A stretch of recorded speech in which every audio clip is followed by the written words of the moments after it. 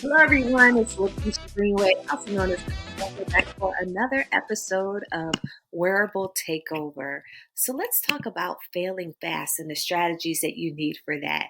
Agility in execution is much more crucial than perfect execution in the dynamic corporate environment of today, where things are changing at a pretty fast pace. So it's impossible that the circumstance has changed while you're striving to perfect a certain product or services, making it obsolete. Make it good enough, send it out, then after receiving feedback from the market, enhance it again. Because of the iterative learning snowball effect, failing fast makes you succeed faster. So in this episode, I'm going to be talking about the fail fast philosophy. Now, the fail fast term takes an iterative, hypothesis-driven approach to developing and launching new ideas. It is heavily related to the concept of an MVP, otherwise known in the tech and innovation world as a minimum viable product. And it is premised on getting early feedback that can either validate or invalidate your idea. So there's something objectively methodical and scientific about their approach. But the detractors will say that analysis and calculated risk taking are part of the lifeblood of any successful organization. So what gives? So while there's so much hype about failing fast, is there a way to perfect a faster approach?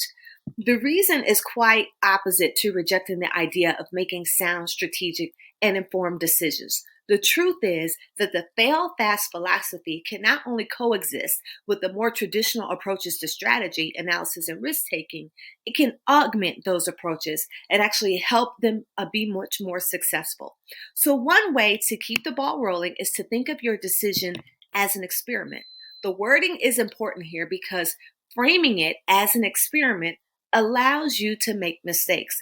An experiment tests a hypothesis that formulates an expectation about how something works. The outcome can either support or disprove the hypothesis. So, in other words, experiments are expected to prove you wrong.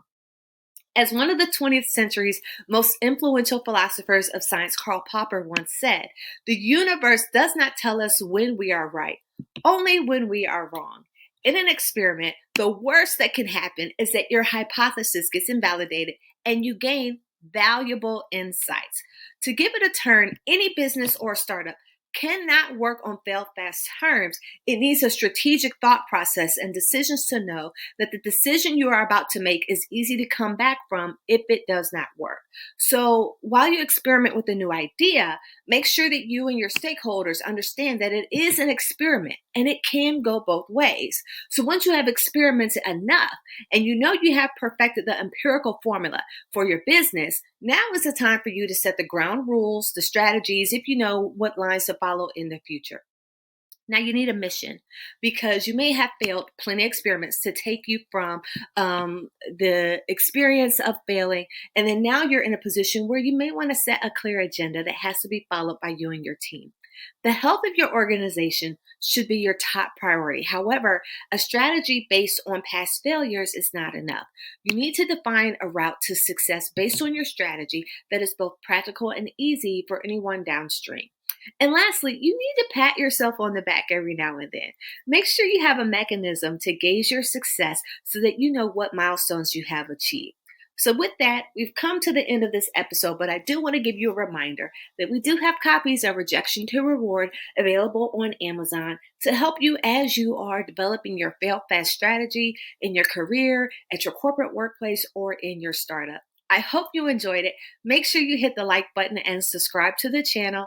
And thanks so much for watching. I hope to see you on one of our future episodes here at Wearable Takeover Podcast or on our YouTube station. Thanks so much and have a great day.